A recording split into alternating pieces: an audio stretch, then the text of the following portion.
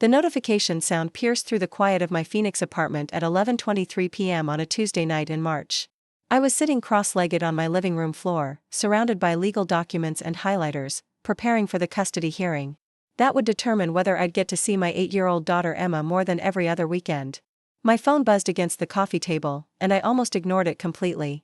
After 3 months of brutal divorce proceedings with my ex-husband Marcus Thompson, I'd learned to dread unexpected messages that arrived after normal hours. I'd love to know which corner of the globe you're watching from. And if this story speaks to you, make sure to subscribe. Tomorrow's video is one you absolutely can't miss. But something made me glance at the screen. The message wasn't from my attorney, wasn't from Marcus, and wasn't from any of the usual suspects who'd been involved in dismantling my marriage piece by piece. It was from my mother, Linda Richardson, and the preview text made my blood run cold. Marcus's mom is absolutely right about supervised visits. I grabbed the phone with trembling fingers and opened the message thread.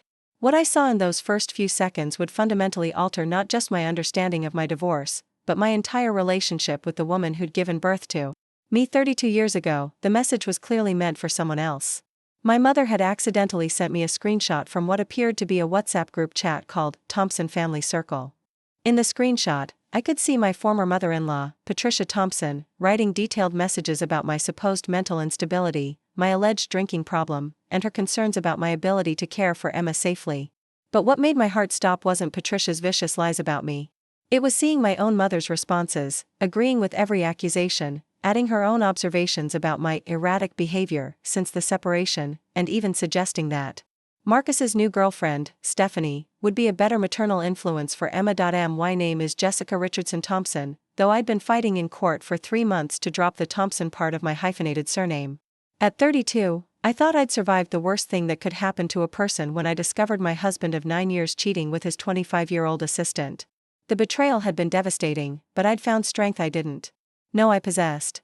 I'd filed for divorce immediately, hired a competent attorney, and focused all my energy on protecting my daughter and securing a fair custody arrangement. I worked as a senior accountant for a renewable energy company in Scottsdale, a job that required precision, attention to detail, and the ability to remain calm under pressure.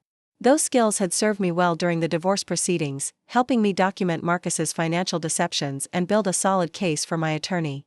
I'd always been the responsible one in my family, the daughter who made practical choices, maintained steady employment, and avoided drama whenever possible. My mother Linda had been my rock during the initial phases of the divorce. She'd driven the 4 hours from Tucson to Phoenix multiple times to help with Emma during particularly difficult court dates.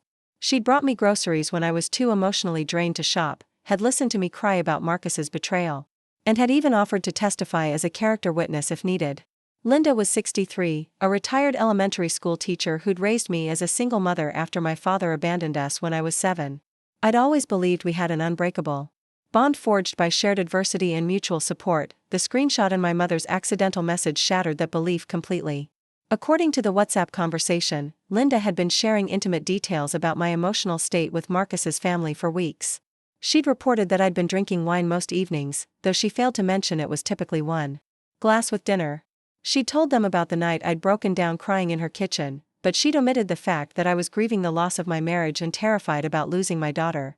Most damaging of all, she'd agreed with Patricia's assessment that I was unstable and vindictive, and that Emma would be better off living primarily with her father. The betrayal was so complete and unexpected that I initially wondered if I was misunderstanding what I was seeing. Maybe the screenshot was from an old conversation, before Linda understood the full situation. Maybe she was playing some kind of double agent role, gathering information to help my case. But as I scrolled through the timestamp details visible in the screenshot, I realized these conversations had been happening concurrently with her supportive visits to my apartment, the woman who'd hugged me goodbye just 3 days earlier, promising that blood is thicker than water and that she'd always be on my side, had been systematically undermining my custody case behind my back. She'd been feeding ammunition to my ex-husband's legal team while pretending to be my emotional support system. My hands shook as I tried to process the full implications of what I discovered. This wasn't just personal betrayal, though that pain was overwhelming enough. This was potential evidence of coordinated efforts to damage my parental rights through the spread of misleading information. I'd been fighting an uphill battle in court, wondering why Marcus's attorney seemed to know details about my private life that should have been impossible for them to access. Now I understood how they'd gained such intimate knowledge of my daily routines, my emotional struggles, and my personal habits. I sat in stunned silence for nearly 20 minutes, rereading the screenshot and trying to comprehend the depth of my mother's deception. Every conversation we'd had over the past 3 months suddenly took on new meaning. Her questions about my drinking habits hadn't been motherly concern, they'd been intelligence gathering. Her observations about my mood swings hadn't been empathetic understanding, they'd been material for her reports to Marcus's family. Her presence in my home hadn't been support, it had been surveillance. The most devastating realization was that Linda had access to information that could seriously damage my custody case. She'd witnessed private moments when I was at my lowest, struggling with the emotional aftermath of discovering my husband's infidelity and facing the prospect of losing daily contact with my daughter. In those vulnerable moments, I'd sometimes had an extra glass of wine, sometimes cried harder than usual, and sometimes expressed anger about Marcus's betrayal in ways that could be taken out of context by hostile observers. But Linda wasn't just a hostile observer. She was my mother, the person who was supposed to protect me from exactly this kind of character assassination. Instead, she'd become an active participant in efforts to portray me as an unfit parent. The screenshots revealed that she'd been sharing photos of my apartment during her visits, commenting on everything from the dishes in my sink to the contents of my refrigerator, building a narrative that I was struggling to maintain basic household management. Even more chilling was a message thread about Emma's well-being during weekend visits with me. Linda had apparently been interrogating my 8-year-old daughter about our activities, then reporting back to the Thompson family with concerns about my parenting choices. She'd criticized my decision to let Emma help me cook dinner, calling it inappropriate responsibility for a child. She'd questioned my choice to let Emma pick her own bedtime on Friday nights, framing it as evidence that I lacked proper boundaries. She'd even complained about Emma's excitement when she returned from weekends with me, suggesting that I was trying too hard to be the fun parent. The manipulation was so systematic and calculating that I began to wonder how long it had been going on. Had Linda been gathering intelligence about my marriage even before I discovered Marcus's affair? Had she been reporting my private confidences to his family throughout our relationship? The possibility that my mother had been undermining me for years, not just months, made me physically nauseous. I realized I needed to document this discovery immediately, before Linda realized her mistake and deleted the evidence. I took screenshots of her message, noting the timestamp and all visible details from the Thompson family WhatsApp group. Then I began searching through our recent text conversations, looking for other instances where her questions or comments might have been motivated by intelligence gathering rather than genuine concern. The patterns became obvious once I knew what to look for. Linda's visits to my apartment had always included detailed tours where she'd ask about changes I'd made, new purchases, or maintenance issues. I'd interpreted this as normal maternal interest, but now I recognized it as systematic information collection. She'd always been curious about Emma's schedule, my work stress levels, and my social activities, questions I'd answered openly because I trusted her completely. The financial implications of her betrayal were staggering. I'd already spent over $15,000 on legal fees, and my attorney had warned me that the case could drag on for months if Marcus's team continued to challenge my fitness as a parent. Now I understood why they felt confident in their character assassination strategy. They had an inside source providing them with ammunition that would have been impossible to gather through normal legal discovery processes. But beyond the financial and legal consequences, the emotional devastation of my mother's betrayal cut deeper than anything Marcus had done to me. I'd expected my husband to prioritize his own interests during the divorce, even at my expense.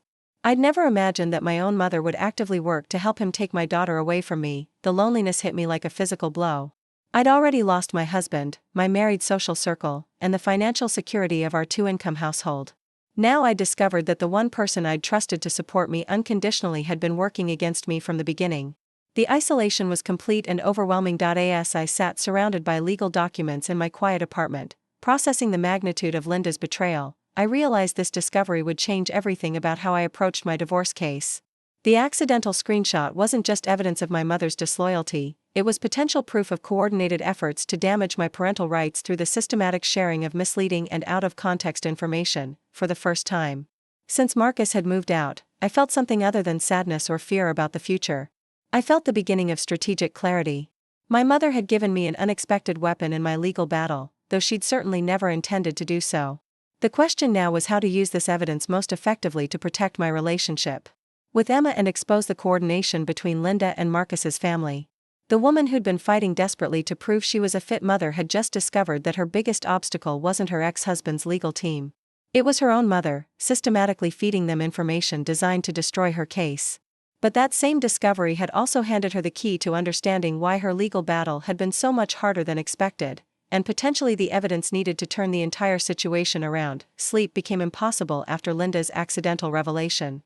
I spent the remaining hours until dawn methodically combing through every text message, phone call, and email exchange we'd had since Marcus moved out in December. Armed with this new understanding of her true loyalties, conversations that had seemed supportive now revealed themselves as carefully crafted intelligence operations. The first pattern I noticed was Linda's consistent timing. She'd call me every Tuesday evening, always around 7 o'clock, always with what seemed like casual questions about my week. How was work going? Had I been sleeping well? Was Emma adjusting to the new routine? I'd interpreted these calls as maternal check-ins, but reviewing them chronologically, I realized they followed a predictable schedule that would allow her to provide regular updates to Marcus's family about my mental state and daily activities. A lot of love and effort went into bringing this story to life. If you're enjoying it, we'd be so grateful if you'd subscribe to our channel. Now, back to where we left off. More disturbing was the discovery that Linda had been taking notes during our conversations. I found evidence of this when I cross-referenced her Tuesday night questions with specific details that later appeared in legal documents from Marcus's attorney. When I'd mentioned feeling overwhelmed by Emma's science project requirements, Linda had asked follow-up questions about my stress levels and time management. 2 weeks later, Marcus's lawyer argued in court that I was struggling with basic parental responsibilities and becoming increasingly agitated about normal childhood activities. The coordination was too precise to be coincidental. Linda wasn't just sharing general observations about my behavior, she was conducting structured interviews designed to gather specific ammunition for Marcus's legal team. Her motherly concern had been a performance, and I'd been unknowingly providing her with material to use against me in court. I began documenting everything systematically, creating a spreadsheet that tracked Linda's questions, my responses, and subsequent legal arguments from Marcus's team. The patterns were damning. When Linda asked about my social life and I mentioned feeling isolated, Marcus's attorney later argued that I was becoming antisocial and potentially depressed. When she inquired about my work schedule and I explained the longer hours required during tax season, their court filings suggested I was prioritizing career advancement over Emma's needs, but the most devastating discovery came when I searched through my photo gallery and found images Linda had taken during her visits to my apartment. I'd thought she was capturing memories of her time with Emma, but the photos told a different story. She'd systematically documented my living space, focusing on areas that could be interpreted negatively by hostile observers. There were photos of Emma's toys scattered in the living room, taken from angles that made the space look chaotic rather than lived in. Pictures of my kitchen counter with dinner dishes waiting to be washed, captured to suggest poor housekeeping rather than normal evening routines. Images of Emma's homework spread across the dining table, framed to imply disorganization rather than dedicated study space. Most chilling were the photos Linda had taken of my medicine cabinet during a visit when I'd asked her to get Emma some children's Tylenol. Mixed in with legitimate photos of Emma playing were shots of my prescription bottles, including the anxiety medication my doctor had prescribed to help me cope with the divorce stress. These images could easily be used to support arguments about my mental instability or dependency on medication. The scope of Linda's surveillance became clear when I discovered she'd been keeping detailed records of Emma's conversations about our weekend visits. Through careful questioning, Linda had extracted information about our activities, Emma's emotional responses, and even casual comments Emma made about missing her father. This intelligence was then being reported to the Thompson family, who used it to build their case that Emma was suffering emotional distress during visits with me. I found evidence of this systematic interrogation in a voice message Linda had left me after one of Emma's weekend visits. She'd called to check in about how the visit went, but her questions were leading and specific. Had Emma seemed upset about anything? Did she mention missing her father? Was she having trouble sleeping at my apartment? At the time, I'd thought Linda was genuinely concerned about Emma's adjustment to our new living situation. Now I understood. She was gathering intelligence to share with Marcus's family. The financial records revealed another layer of betrayal. Linda had been receiving money from Marcus, ostensibly to cover her gas expenses for trips between Tucson and Phoenix. But the amounts were far larger than transportation costs would justify. Over 3 months, Marcus had transferred nearly $2,000 to Linda's account through a payment app, transfers that coincided with her most detailed reports to the Thompson family WhatsApp group. My mother wasn't just betraying me emotionally, she was being financially compensated for her espionage activities. The woman who'd raised me as a single mother, who'd taught me about integrity and family loyalty, had literally sold out her own daughter for cash payments from her son-in-law. This discovery explained why Marcus's legal strategy had become increasingly aggressive and personal over recent weeks. His attorney had access to intimate details about my private life, my emotional struggles, and my daily routines that should have been impossible to obtain through normal legal discovery. They knew exactly which vulnerabilities to exploit because Linda was providing them with a roadmap to my weaknesses. The psychological manipulation was particularly sophisticated. Linda had been using her position as my emotional support system to gather the most damaging information possible. During my lowest moments, when I was crying about losing Emma or expressing anger about Marcus's betrayal, Linda had been documenting my reactions to share with his family. She'd weaponized my trust in her to collect ammunition for their custody battle. I discovered that Linda had even been coaching Emma to provide information during their private conversations. Through casual questions disguised as grandmotherly interest, she'd been extracting details about our daily routines, my emotional state, and Emma's feelings about the divorce. This information was then being filtered to Marcus's family, who used it to argue that Emma was experiencing trauma during visits with me. The medical information Linda had accessed was particularly concerning.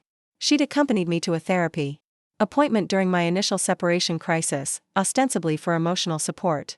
But I found evidence that she'd shared details from that session with Marcus's family, including my therapist's recommendations for stress management and my discussions about feeling overwhelmed by single parenthood. This private medical information was now being used to argue that I was mentally unstable and required supervised visitation with my own daughter. The technology aspect of Linda's surveillance was more extensive than I'd initially realized. She'd been taking screenshots of my social media posts, not just to stay connected with my life, but to share with the Thompson family for analysis. They'd been monitoring my online activity through Linda's access, looking for any posts that could be interpreted as evidence of poor judgment, excessive drinking, or inappropriate behavior. Even more disturbing was the discovery that Linda had been providing Marcus's family with my work schedule, gathered through seemingly innocent questions about my professional responsibilities. They'd been using this information to monitor my availability for Emma's school events and activities, then arguing in court that my work commitments were preventing me from being an engaged parent. The emotional manipulation extended to Linda's interactions with Emma as well. I found evidence that she'd been subtly questioning Emma about her feelings regarding the divorce, then reporting any expressions of sadness or confusion to Marcus's family as evidence that I was failing to protect Emma from emotional trauma. Linda had been using her grandmother relationship to extract information from an 8-year-old child, then weaponizing that information against me in court. The timeline of Linda's deception stretched back further than I'd initially suspected. Cross-referencing her questions and visits with legal filings from Marcus's attorney, I realized she'd been gathering intelligence for at least 6 months, possibly starting before I even filed for divorce. This suggested that Marcus had been planning his legal strategy long before our marriage officially ended, and that Linda had been recruited as an informant from the very beginning of our marital problems. The sophistication of their coordination was evident in the way Linda's questions evolved to match Marcus's changing legal strategy. When his attorney shifted focus from financial arguments to parental fitness concerns, Linda's inquiries immediately adjusted to gather information about my emotional state, household management, and relationship with Emma. The timing was too precise to be accidental. The physical evidence of Linda's betrayal was overwhelming, but the emotional impact was even more devastating. Every hug, every supportive comment, every promise that she'd always be there for me had been a lie. The woman who'd taught me to trust family above all else had been systematically destroying my family from the inside. But as I compiled this evidence throughout those sleepless early morning hours, I began to feel something unexpected alongside the pain and betrayal. I felt clarity. For months, I'd been fighting a custody battle that seemed inexplicably difficult, wondering why Marcus's legal team appeared to know my every move before I made it. Now I understood exactly how they'd gained their advantage, and more importantly, I had documented proof of their methods. More disturbing was the discovery that Linda had been taking notes during our conversations. I found evidence of this when I cross-referenced her Tuesday night questions with specific details that later appeared in legal documents from Marcus's attorney. When I'd mentioned feeling overwhelmed by Emma's science project requirements, Linda had asked follow-up questions about my stress levels and time management. 2 weeks later, Marcus's lawyer argued in court that I was struggling with basic parental responsibilities and becoming increasingly agitated about normal childhood activities. The coordination was too precise to be coincidental. Linda wasn't just sharing general observations about my behavior, she was conducting structured interviews designed to gather specific ammunition for Marcus's legal team. Her motherly concern had been a performance, and I'd been unknowingly providing her with material to use against me in court. I began documenting everything systematically, creating a spreadsheet that tracked Linda's questions, my responses, and subsequent legal arguments from Marcus's team. The patterns were damning. When Linda asked about my social life and I mentioned feeling isolated, Marcus's attorney later argued that I was becoming antisocial and potentially depressed.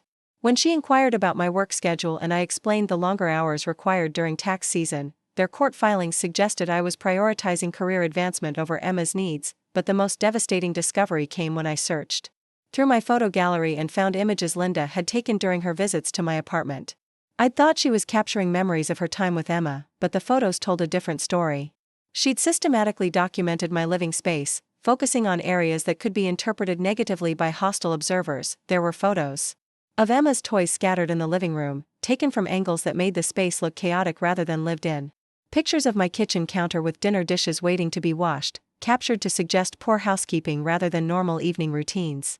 Images of Emma's homework spread across the dining table, framed to imply disorganization rather than dedicated study space. Most chilling were the photos Linda had taken of my medicine cabinet during a visit when I'd asked her to get Emma some children's Tylenol. Mixed in with legitimate photos of Emma playing were shots of my prescription bottles, including the anxiety medication my doctor had prescribed to help me cope with the divorce stress.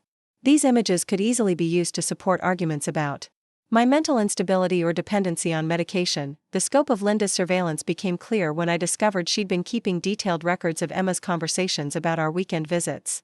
Through careful questioning, Linda had extracted information about our activities, Emma's emotional responses, and even casual comments Emma made about missing her father. This intelligence was then being reported to the Thompson family, who used it to build their case that Emma was suffering emotional distress during visits with me. The accidental screenshot that had revealed Linda's participation in the Thompson family WhatsApp group was just the tip of the iceberg. The real evidence was in the months of coordinated intelligence gathering, the financial payments, the systematic documentation of my private life, and the manipulation of my daughter for information. My mother had handed me the key to understanding why my custody battle had been so brutal, and potentially the evidence needed to expose the entire conspiracy against me. By Thursday morning, 48 hours after Linda's accidental revelation, I'd made a decision that would fundamentally change how I approached both my custody battle and my relationship with my mother. Instead of confronting Linda immediately or breaking down from the emotional devastation, I was going to use her betrayal as the foundation for a comprehensive legal strategy that would expose the entire conspiracy against me. The first call I made was to my attorney, Sarah Martinez, but not to schedule an emergency meeting or demand immediate action. Instead, I requested a consultation about evidence-gathering procedures and the legal implications of coordinated efforts to influence custody proceedings through the systematic sharing of private information. I needed to understand exactly how Linda's actions could be used in court before I revealed what I discovered. Sarah's response was more encouraging than I dared to hope. According to Arizona family law, evidence of third-party interference in custody proceedings, especially when combined with financial incentives and systematic information gathering, could constitute grounds for sanctions against the opposing party. More importantly, if I could prove that Marcus's legal team had been using illegally obtained private information to build their case, it could invalidate much of their previous arguments and potentially result in a complete reversal of the custody arrangement they were seeking. But Sarah warned me that building a solid case would require patience and methodical evidence collection. I couldn't simply present Linda's accidental screenshot and expect immediate legal relief. I needed to document ongoing patterns of behavior, gather additional proof of the coordination between Linda and Marcus's family, and most crucially, avoid alerting them to my knowledge of their activities until I'd built an airtight case. This meant I would have to continue pretending that nothing had changed in my relationship with Linda while simultaneously gathering evidence of her continued betrayal. The psychological challenge of maintaining normal interactions with someone who'd been systematically undermining me was daunting, but the potential legal benefits made it necessary. I developed a three-phase strategy that would allow me to gather the evidence I needed while protecting Emma from any escalation in the custody battle. Phase 1 involved continuing normal communication with Linda while carefully documenting everything she said and did. Phase 2 would focus on gathering additional evidence of the financial arrangements between Linda and Marcus, along with proof of her ongoing intelligence sharing. Phase 3 would involve strategic revelation of my knowledge, time to maximize the legal impact while minimizing the emotional trauma for Emma. The technology component of my strategy required learning skills I'd never needed before. I researched digital forensics techniques for preserving evidence from text messages, social media interactions, and financial transactions. I learned how to take legally admissible screenshots that included timestamps and metadata, how to export complete conversation histories that couldn't be challenged in court, and how to document the chain of custody for digital evidence. I also invested in a secure cloud storage system that would automatically back up all evidence as I collected it, ensuring that Linda or Marcus couldn't eliminate proof of their activities even if they discovered my investigation. Every screenshot, every financial record, every documented conversation was immediately uploaded to multiple secure locations with date stamps and digital signatures. The psychological preparation was equally important. I needed to develop the emotional detachment necessary to interact normally with Linda while knowing she was actively working to take Emma away from me. This required compartmentalizing my feelings about her betrayal and focusing entirely on the strategic value of maintaining her trust until I was ready to use the evidence against her. I began practicing conversations with Linda, rehearsing responses that would encourage her to continue sharing information without arousing suspicion about my knowledge of her activities. When she asked about my emotional state, I learned to provide just enough vulnerability to make her report seem credible while avoiding giving her genuinely damaging ammunition. When she inquired about my daily routines, I started providing carefully curated information that would be harmless even if shared with Marcus's legal team. The financial investigation required accessing records I'd never thought to examine before. I requested transaction histories from my bank to verify the timing of Linda's visits with any unusual expenses that might indicate she was being compensated for her activities. I also began monitoring Marcus's financial accounts through our shared credit monitoring service, looking for patterns of payments that coincided with Linda's intelligence reports. What I discovered was more systematic than I'd expected. Marcus hadn't just been paying Linda's travel expenses, he'd been providing her with a monthly stipend that increased based on the value of the information she provided. The payments were disguised as family support and gift transfers, but the timing and amounts clearly correlated with major developments in our custody case. I also found evidence that Patricia Thompson had been coordinating Linda's activities through detailed instruction lists sent via private messages outside the main family WhatsApp group. These instructions specified what information to gather during each visit, what questions to ask Emma, and what aspects of my behavior to document. Linda wasn't acting independently, she was following a carefully designed intelligence gathering protocol developed by Marcus's family. The scope of their coordination extended beyond simple information sharing. They developed contingency plans for different custody scenarios, with Linda's role clearly defined in each potential outcome. If I was awarded primary custody, Linda was prepared to provide testimony about my alleged mental instability. If Marcus received primary custody, Linda was positioned to serve as an additional supervisor during my visits with Emma, ensuring continued surveillance of our interactions. The evidence of their long-term planning was disturbing but also strategically valuable. It demonstrated that this wasn't an emotional reaction to our divorce, but a calculated campaign to systematically undermine my parental rights through coordinated deception. The premeditation aspect would be crucial for Sarah's legal arguments about the improper interference in our custody proceedings. I began setting up controlled situations that would encourage Linda to continue her intelligence gathering while providing me with additional evidence of her activities. When she visited the following weekend, I made sure our conversations included topics that I knew she'd report to Marcus's family, but I carefully chose subjects that wouldn't actually damage my custody case if shared out of context. For example, I mentioned feeling stressed about Emma's upcoming school performance, knowing Linda would report this as evidence of my inability to handle normal parenting responsibilities. But I also made sure to discuss the specific steps I was taking to support Emma's preparation, information that would actually strengthen my case if presented completely rather than selectively. This approach allowed me to feed Linda's reporting requirements while building evidence of how she manipulated information to serve Marcus's interests. The emotional acting required for these interactions was exhausting but necessary. I had to appear genuinely stressed and vulnerable enough to maintain Linda's perception that she was successfully gathering valuable intelligence, while simultaneously ensuring that nothing I said could actually be used to damage my custody case.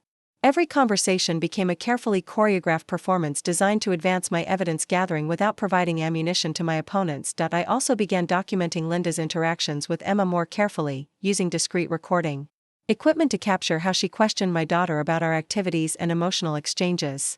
These recordings revealed the sophisticated psychological manipulation Linda was using to extract information from an 8-year-old child, techniques that would be deeply concerning to any family court judge reviewing the evidence. The legal Research component of my preparation involved studying similar cases where third-party interference had been successfully challenged in family court. I found precedents that supported sanctions against parties who used improper information-gathering techniques, cases where custody arrangements had been overturned due to coordinated deception, and examples of how financial incentives for information sharing had been treated as evidence of conspiracy. This research also revealed the importance of timing in presenting such evidence. Courts were more receptive to allegations of coordinated interference when they were supported by comprehensive documentation rather than isolated incidents. This reinforced my decision to continue gathering evidence for several more weeks before revealing what I discovered. The security measures I implemented went beyond digital evidence protection. I began varying my daily routines to make Linda's surveillance more difficult, changing the times I picked up Emma from school and the routes I drove between work and home. I also started having private conversations with Emma in locations where Linda couldn't overhear, ensuring that my daughter had space to express her feelings about the divorce without that information being immediately reported to Marcus's family. I established secure communication channels with Sarah that couldn't be monitored by Linda or Marcus, using encrypted messaging apps and meeting in locations where we couldn't be observed. These precautions might have seemed paranoid, but the sophistication of Linda's surveillance operation made them necessary for protecting my legal strategy. The psychological toll of maintaining this double life was significant, but the strategic benefits were becoming clear. Each day brought new evidence of Linda's continued betrayal, financial transactions that demonstrated Marcus's payments for her services, and documented proof of the coordination between my mother and my ex-husband's family to systematically undermine my custody case. But perhaps most importantly, I was developing the emotional strength and strategic thinking skills that would be necessary for the confrontations to come. The woman who'd been devastated by Linda's accidental screenshot was transforming into someone who could use that betrayal as the foundation for a comprehensive legal victory. The evidence-gathering phase was teaching me not just how to document their conspiracy, but how to think several moves ahead in a high-stakes legal battle where my relationship with Emma hung in the balance. 3 weeks into my evidence-gathering operation, I began implementing the early phases of my strategy with surgical precision. The first target was Linda's communication patterns, which had become predictable enough that I could anticipate exactly when she'd reach out for intelligence updates and what information she'd be seeking based on upcoming court dates and legal filings. My attorney Sarah had coached me on the legal concept of controlled disclosure, a technique where I would strategically reveal certain information to Linda while withholding other crucial details. This approach would allow me to continue feeding her intelligence operation while simultaneously testing the direct correlation between what I told her and what appeared in Marcus's legal arguments. Each controlled disclosure would serve as another data point proving the coordination between my mother and my ex-husband's legal team. The first test came when Linda called on her usual Tuesday evening schedule, asking about my preparations for an upcoming custody evaluation scheduled for the following month. Instead of deflecting her questions or providing vague responses, I decided to give her specific information that would be harmless if shared but distinctive enough to track if it appeared in Marcus's court filings. I told Linda that I was nervous about the evaluation because I'd never been through such an intensive psychological assessment before, and that I'd been reading books about child development to prepare for questions about Emma's needs. I mentioned feeling overwhelmed by the evaluator's requirements for documentation about Emma's daily routines and my concerns about whether my work schedule would be viewed negatively during the assessment. Within 48 hours, Marcus's attorney filed a motion requesting that the custody evaluator pay special attention to my apparent anxiety about psychological assessment and my last-minute attempts to study child development. The motion specifically mentioned concerns about my work schedule and suggested that my stress about the evaluation might indicate deeper psychological issues that required investigation. The correlation was undeniable. Linda had taken my carefully crafted disclosure and reported it to Marcus's family, who had then incorporated it into their legal strategy with remarkable speed and precision. But because I'd anticipated this outcome, the information actually strengthened my case rather than weakening it. Sarah was able to argue that my preparation for the custody evaluation demonstrated responsibility and commitment to Emma's welfare, not anxiety or incompetence. More importantly, we now had documented proof of the 48-hour cycle between my conversations with Linda and new legal arguments from Marcus's team. This timeline would be crucial for establishing the pattern of coordination that formed the foundation of our misconduct allegations. The financial surveillance component of my strategy began yielding results when I started monitoring Marcus's payment applications more systematically. I'd gained access to his transaction history through our shared accounts that hadn't been closed yet, and I was documenting every transfer to Linda's accounts along with the timing of her visits and intelligence reports. The payment schedule was more sophisticated than simple reimbursement for travel expenses. Marcus was providing Linda with performance bonuses based on the quality and usefulness of the information she provided. When her reports led to successful legal arguments, her payments increased significantly. When the intelligence proved less valuable, the transfers decreased accordingly. This performance-based compensation system provided compelling evidence that Linda wasn't simply gossiping about family drama, she was operating as a paid informant, with clear financial incentives to gather and report damaging information about me. The systematic nature of these payments would be devastating evidence in court, especially when combined with the documented correlation between her reports and Marcus's legal strategies. I also began setting up situations that would encourage Linda to overstep reasonable boundaries in her intelligence gathering, providing me with evidence of how far she was willing to go to earn her payments from Marcus. During her next visit, I deliberately left my laptop open with what appeared to be sensitive emails visible on the screen, then excused myself to take a phone call in another room. When I returned, I could tell from Linda's positioning and the slight change in my screen that she'd been reading my private correspondence. But more importantly, the hidden camera I'd installed in my living room had captured video evidence of her actively snooping through my personal communications. This footage would be crucial for demonstrating that her activities went far beyond casual conversation and constituted deliberate invasion of privacy for financial gain. The psychological manipulation of Emma became another focus of my evidence-gathering strategy. I began documenting Linda's interactions with my daughter more carefully, using audio recording equipment to capture how she questioned Emma about our activities and emotional exchanges. What I discovered was a sophisticated interrogation technique. Disguised as grandmotherly concern, Linda would begin each conversation with Emma by expressing worry about the divorce's impact on her emotional well-being, then gradually guide the discussion toward specific topics that aligned with Marcus's legal arguments. She'd ask Emma if she felt sad when visiting Mommy's apartment, if she missed her daddy when she was with me, and whether she felt confused about the changes in our family structure. These questions were designed to elicit responses that could be interpreted as evidence of emotional distress caused by the custody arrangement, but Linda's approach was subtle enough that Emma didn't realize she was being manipulated for information. The recordings revealed the calculated nature of these conversations and would serve as powerful evidence of how Linda was using her relationship with Emma to gather ammunition for Marcus's custody case. I started providing Emma with subtle coaching about how to respond to Linda's questions without making it obvious that I was aware of the intelligence gathering.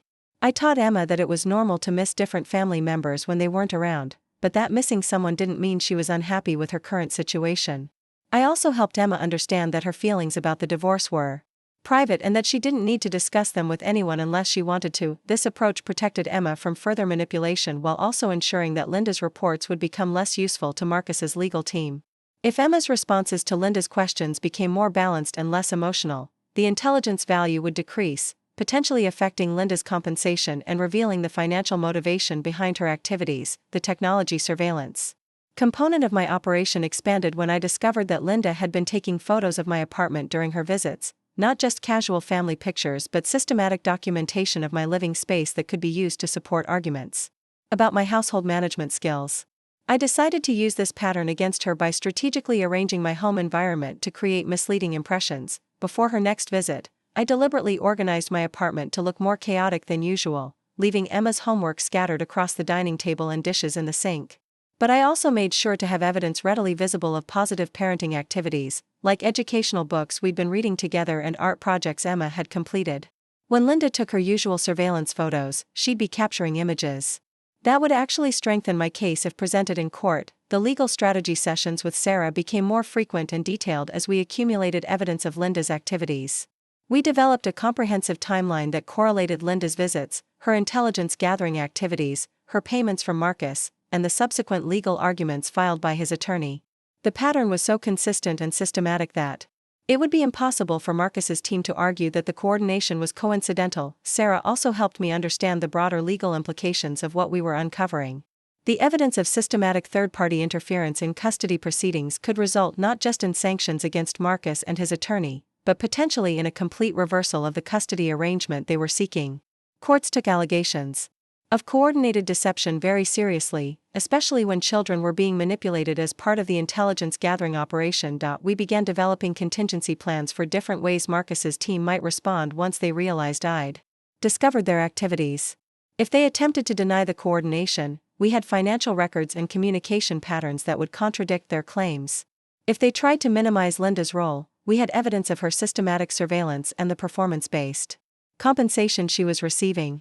If they argued that the information sharing was innocent family communication, we had recordings of Linda's manipulative questioning of Emma and video evidence of her privacy violations. The controlled information sharing continued to provide valuable evidence as I fed Linda carefully selected details about my daily life and emotional state. Each piece of information I shared was designed to be distinctive enough to track if it appeared in Marcus's legal filings, while being harmless enough that it wouldn't actually damage my custody case if taken out of context. For example, I mentioned to Linda that I'd been having trouble sleeping because of stress about the custody evaluation, knowing she'd report this as evidence of my mental instability. But I also made sure to discuss the specific steps I was taking to manage the stress, including exercise routines and therapy sessions that would actually strengthen my case if presented completely rather than selectively. The pattern held consistently. Within days of each conversation with Linda, new legal arguments would appear in Marcus's court filings that directly referenced the information I'd shared with her. The correlation was so precise that we could predict with remarkable accuracy what arguments his attorney would make based on what I'd told Linda during our previous conversation. This predictability became a powerful tool for Sarah's legal strategy. She could prepare counterarguments in advance, knowing exactly what claims Marcus's team would make because we controlled the information pipeline they were using to develop their case. We were essentially feeding them a script that would ultimately expose their improper activities when we revealed the source of their information. The most significant breakthrough came when I discovered that Linda had been sharing our private text message conversations directly with Patricia Thompson, Marcus's mother. Through careful analysis of the screenshots Linda had accidentally sent me, I found evidence that she'd been forwarding our private communications to the Thompson family WhatsApp group for analysis and commentary. This discovery provided ironclad proof that Linda wasn't just reporting general observations about my behavior, she was sharing private communications that should have been protected by reasonable expectations of privacy. The systematic forwarding of private text messages would be clear evidence of privacy violations that could result in serious legal consequences for everyone involved in the conspiracy. As the evidence accumulated, I began to feel a shift in the power dynamic of my custody battle. Instead of fighting desperately to prove my fitness as a parent while wondering why Marcus's legal team seemed to anticipate my every move, I was now controlling the information flow and building a comprehensive case that would expose their improper activities. The woman who'd been devastated by Linda's accidental screenshot 6 weeks earlier was now using that discovery as the foundation for a sophisticated legal strategy that would ultimately protect Emma and hold everyone accountable for their roles in the conspiracy against my parental rights. The early moves of my execution phase had exceeded my expectations, and I was ready to escalate to more direct confrontations that would force Linda and Marcus to reveal the full extent of their coordination. 2 months after discovering Linda's betrayal, I had accumulated enough evidence to fundamentally alter the trajectory of my custody case. The time for subtle intelligence gathering had ended. Sarah and I agreed that the moment had come to begin direct confrontations that would force Linda, Marcus, and his family to respond to allegations they couldn't predict or control. The first major confrontation came during what Linda believed would be a routine visit to discuss Emma's spring break plans. I had carefully orchestrated the timing to coincide with a crucial hearing scheduled for the following week, ensuring that any defensive actions taken by Marcus's team would be rushed and potentially reveal additional aspects of their coordination. When Linda arrived at my apartment that Saturday morning, she found me waiting with a folder of documents spread across my dining table. Instead of our usual casual conversation over coffee, I invited her to sit down for what I described as an important family discussion about transparency and trust during difficult times. The confusion in Linda's eyes was immediate and genuine. For 2 months, she'd grown comfortable with our predictable routine of her intelligence gathering disguised as maternal concern.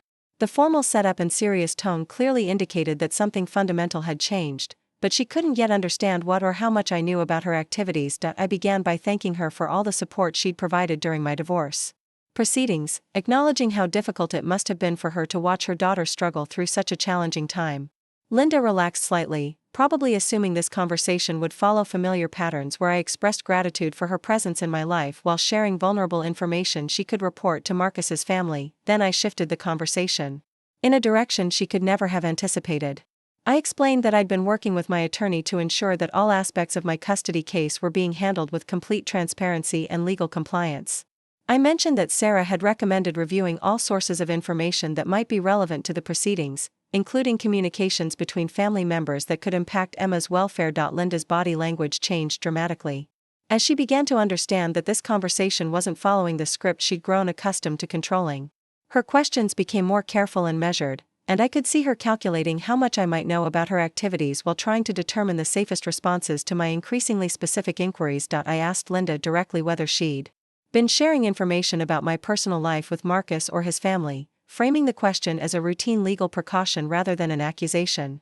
Her immediate denial was too quick and too emphatic, confirming that she understood exactly what I was asking and why it would be problematic, but then I produced the first piece of evidence that would shatter her comfortable deception.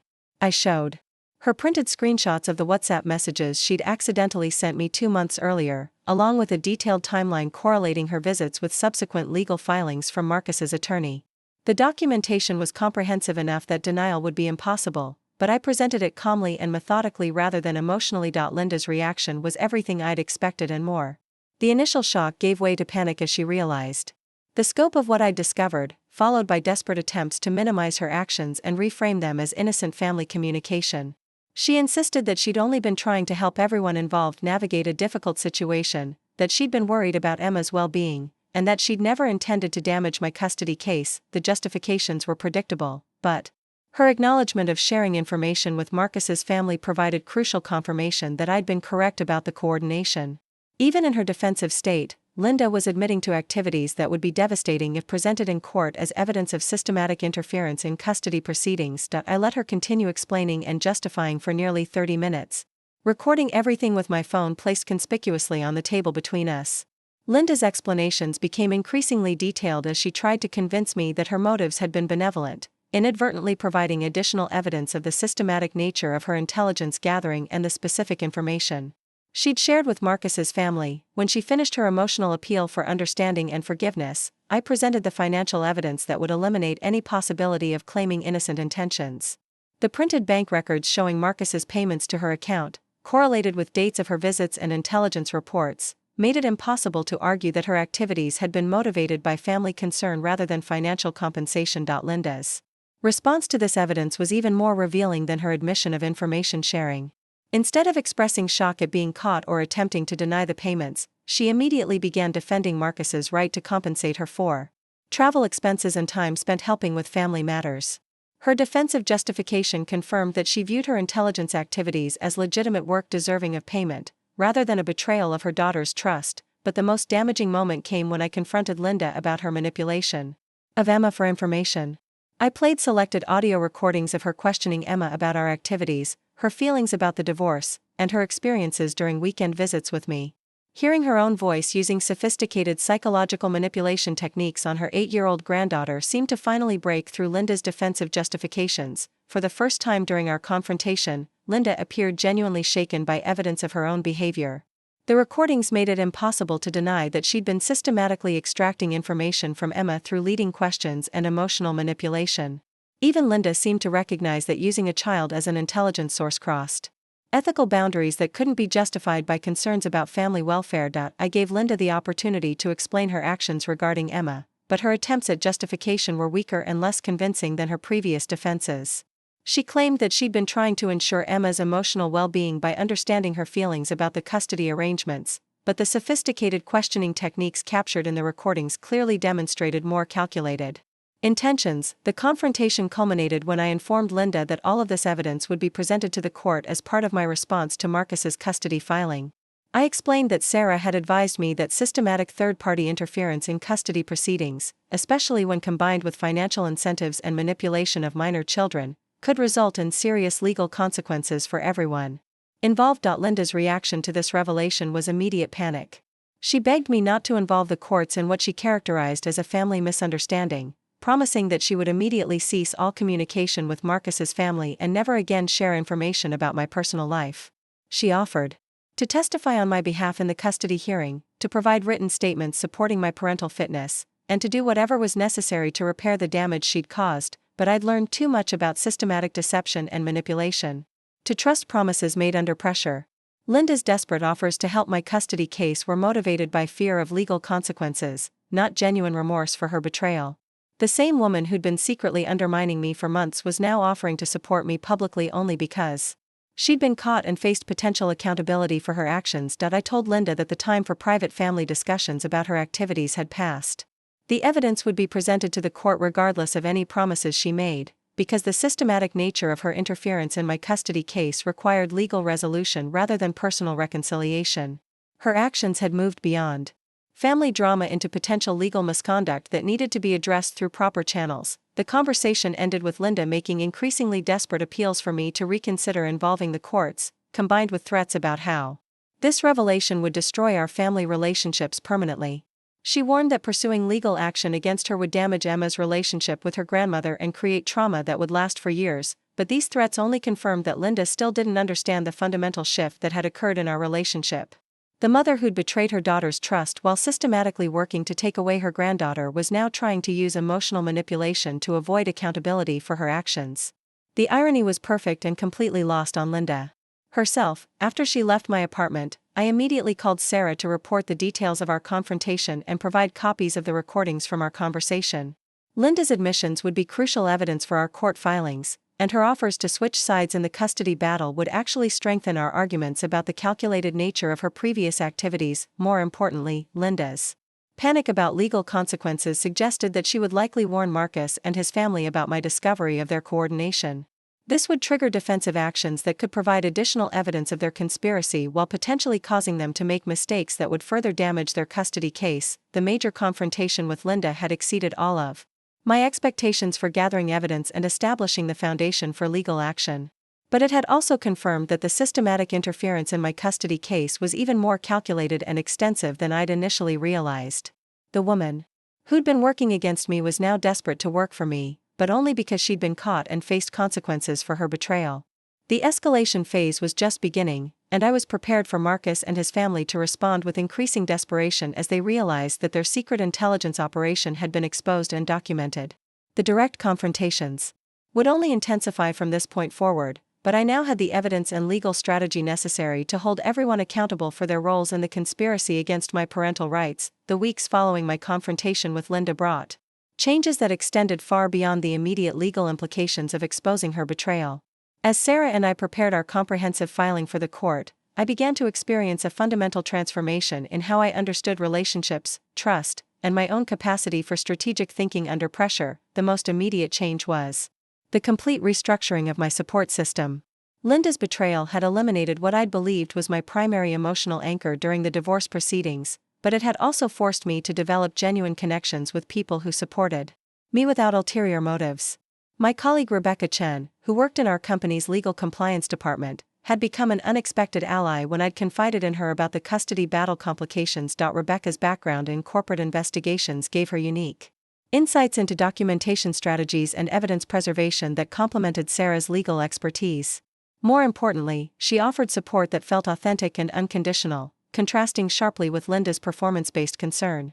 When Rebecca asked about my well-being, I knew the conversation wouldn't be reported to hostile parties or used to gather ammunition against me. The professional transformation was equally significant.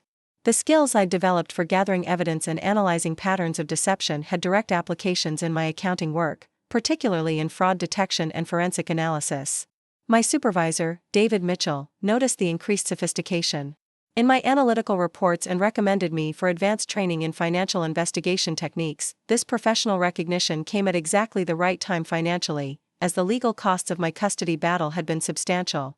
The promotion and salary increase would help offset those expenses while providing me with career advancement that had nothing to do with my personal struggles. For the first time in months, I felt like my professional identity was separate from and stronger than my role as a divorced mother fighting for custody. The parenting relationship with Emma also evolved in ways I hadn't anticipated. The necessity of protecting her from Linda's manipulation had forced me to develop more sophisticated communication skills and emotional intelligence about childhood psychology. I'd learned to help Emma process her feelings about the divorce without leading her toward specific conclusions. Contrasting sharply with Linda's manipulative questioning techniques, Emma responded positively to this new approach, becoming more open about her authentic feelings rather than providing responses she thought adults wanted to hear. Our conversations became deeper and more meaningful as I focused on understanding her perspective rather than managing her emotions for the benefit of outside observers. The psychological independence I'd gained from Linda's betrayal was perhaps the most profound change. For 32 years, I'd unconsciously sought my mother's approval for major life decisions, even when I thought I was acting independently. The discovery that her support had been conditional and ultimately hostile forced me to develop genuine Self-reliance and trust in my own judgment. This internal transformation became evident in how I handled the ongoing legal proceedings. Instead of anxiously seeking reassurance from others about my parenting abilities or case strategy, I found myself contributing meaningful insights to discussions with Sarah and taking initiative in evidence gathering that went beyond what was strictly necessary for our legal arguments. The financial investigation skills I developed while documenting Linda's activities proved valuable in other aspects of my divorce settlement. I discovered additional assets that Marcus had attempted to hide and identified patterns of spending that supported my arguments about his priorities and character. The systematic approach to evidence gathering had become second nature, transforming how I approached any situation requiring careful analysis. The social dynamics in my extended family shifted dramatically as news of Linda's activities spread through our relatives. My Aunt Catherine, Linda's sister, reached out to express shock and disappointment about Linda's behavior, offering support that felt genuine and unconditional. Several cousins who'd maintained neutral positions during my divorce proceedings began reaching out with offers of practical help and emotional support, but the family fractures were also significant. Linda's siblings were divided about how to respond to her activities, with some defending her actions as misguided concern, and others expressing outrage about her betrayal of family trust. The holiday gatherings and family traditions that had been complicated by my divorce became impossible to navigate with Linda's presence, requiring new approaches to maintaining connections with relatives who supported me. The legal proceedings themselves became a vehicle for professional growth as I worked closely with Sarah to develop case strategies and evidence presentations. My background in financial analysis proved invaluable for organizing complex evidence timelines and identifying patterns that strengthened our arguments about systematic interference in the custody process. The court filing we ultimately submitted was comprehensive enough to serve as a template for similar cases, according to Sarah's assessment. The documentation of systematic third-party interference, financial incentives for information gathering, and manipulation of minor children created a case study that would be useful for other attorneys handling custody disputes complicated by family member betrayal. Marcus's response to our filing revealed the extent to which his legal strategy had depended on Linda's intelligence gathering. Without access to detailed information about my daily activities and emotional state, his attorney's arguments became generic and less compelling.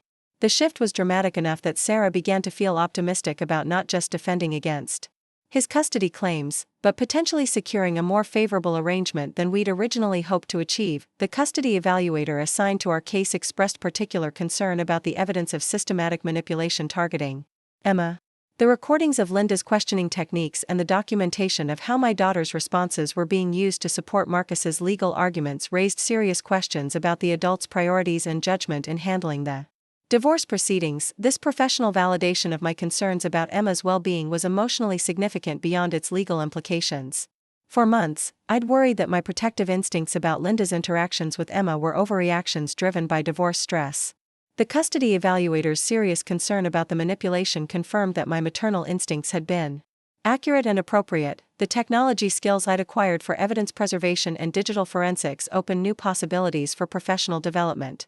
Rebecca connected me with specialized training programs in corporate investigation techniques, and I began considering a career transition that would utilize these newly developed abilities in a more systematic way. The emotional resilience I'd built through navigating Linda's betrayal proved valuable in other challenging situations that had nothing to do with my divorce. When our company faced a difficult client relationship that required delicate communication and strategic thinking, David assigned me to lead the resolution efforts, recognizing the sophisticated interpersonal skills I'd developed under pressure. The dating landscape also looked different from the perspective of someone who'd learned to recognize manipulation and deception. The skills I'd developed for analyzing Linda's communication patterns helped me identify similar red flags in potential romantic relationships, allowing me to avoid situations that might have been emotionally damaging or complicated. But perhaps most importantly, the relationship with Emma continued to strengthen as I applied the communication techniques I'd learned to protect her from manipulation.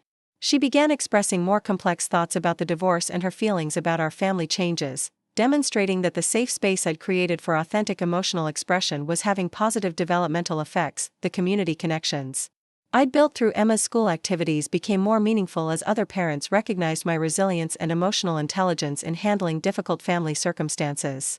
Several mothers dealing with their own divorce proceedings reached out for advice and support, creating a network of mutual assistance that felt genuinely rewarding. The financial independence I was achieving through career advancement and strategic management of divorce settlement assets gave me confidence about long-term stability that had been missing during the early phases of my separation from Marcus. The woman who'd been terrified about single parenthood was becoming someone who felt capable of providing Emma with security and opportunities regardless of external circumstances. The transformation was evident in how I handled stress and uncertainty. Instead of seeking external validation or reassurance when facing difficult decisions, I developed internal resources and analytical frameworks that allowed me to navigate complex situations with confidence and strategic thinking. The legal victory was important, but the personal growth that had resulted from Linda's betrayal was ultimately more valuable. The woman who'd been devastated by discovering her mother's participation in a conspiracy against her had become someone who could recognize manipulation, gather evidence systematically, build genuine support networks, and protect her daughter. While advancing her own professional and personal development, the new reality included the loss of my relationship with Linda, but it also included genuine connections with people who supported my growth rather than undermining it. The trade was painful but ultimately beneficial, creating space for healthier relationships while eliminating the constant stress of managing someone who'd been systematically working against my interests while pretending to support me. The courtroom was packed on the morning of our final custody hearing, 6 months after Linda's accidental screenshot had changed everything. Judge Patricia Williams reviewed our comprehensive filing with an expression that shifted from professional interest to genuine concern as she absorbed the documented evidence of systematic interference in the custody proceedings. Marcus sat with his attorney at the opposing table, their confidence from earlier hearings replaced by visible tension as they realized the scope of evidence we'd compiled about their intelligence operation. Linda was notably absent from the courtroom, despite her previous offers to testify on my behalf once her activities had been exposed. Sarah's presentation to the court was methodical and devastating. She began with the timeline correlating Linda's visits with subsequent legal filings from Marcus's attorney, demonstrating a pattern of coordination that was too consistent to be coincidental. The financial records showing Marcus's payments to Linda eliminated any possibility of claiming the information sharing had been innocent family communication, but the most powerful evidence was the audio recordings of Linda's manipulation of Emma for intelligence gathering.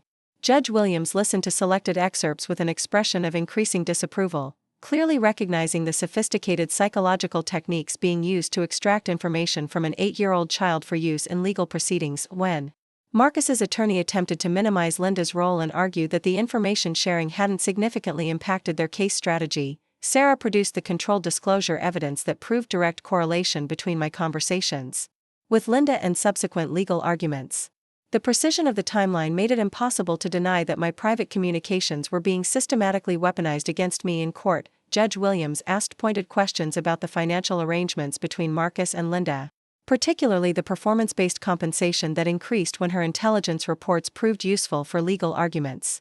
Marcus's attorney struggled to provide explanations that didn't acknowledge the calculated nature of the payment system while simultaneously trying to distance their client from responsibility for Linda's activities. The custody evaluator's report provided additional validation for our arguments about improper interference in the proceedings.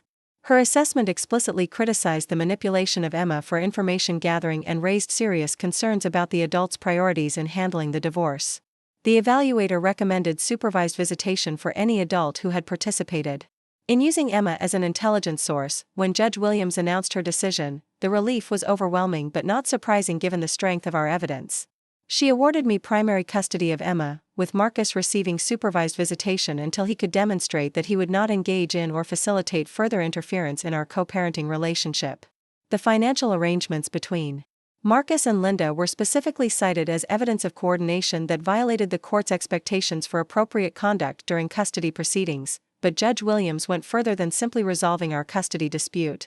She referred the case to the State Bar Association for investigation into potential ethical violations by Marcus's attorney, who had used information obtained through improper means to build legal arguments. The systematic nature of the intelligence gathering and the financial incentives involved elevated the misconduct beyond simple discovery violations. Linda faced her own consequences when Judge Williams ordered her to attend mandatory counseling about appropriate grandparent boundaries and prohibited her from unsupervised contact with Emma until she could demonstrate understanding of how her actions had damaged her granddaughter's emotional well-being. The recordings of her manipulative questioning had convinced the judge that Linda posed a continued risk to Emma's psychological development. The financial penalties were substantial as well. Marcus was ordered to reimburse my legal costs, which had exceeded $25,000 due to the extended proceedings caused by his intelligence operation. Linda was required to repay all compensation she'd received from Marcus, money that would be placed in a trust fund for Emma's future educational expenses. The broader legal implications of our case extended beyond our family situation.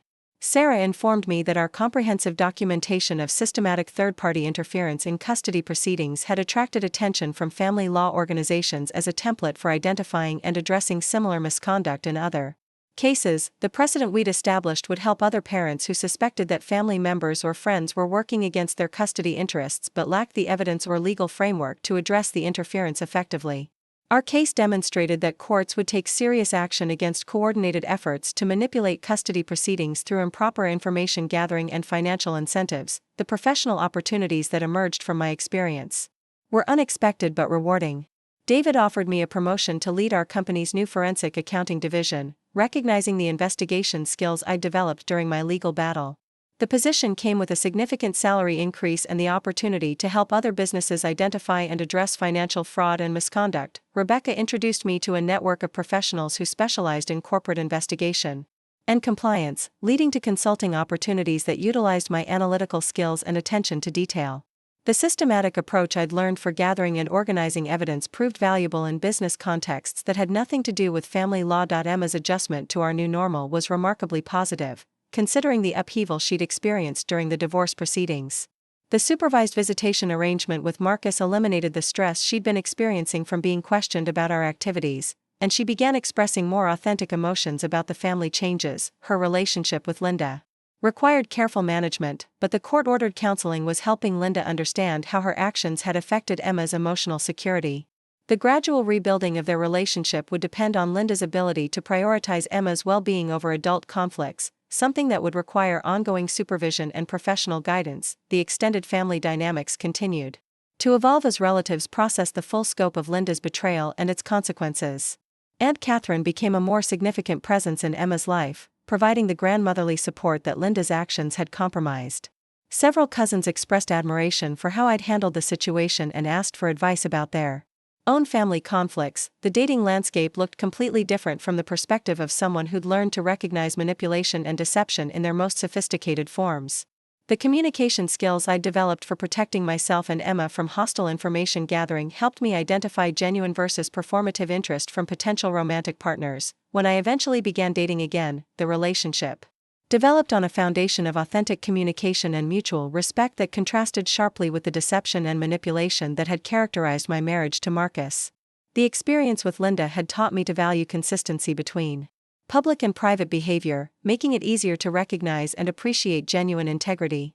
The financial security I'd achieved through career advancement and the favorable divorce settlement gave me confidence about providing Emma with stability and opportunities regardless of external circumstances. The woman who'd been terrified about single parenthood had become someone who felt capable of creating a thriving household and supporting Emma's development through any challenges we might face. The psychological transformation was perhaps the most significant long-term impact of the entire experience.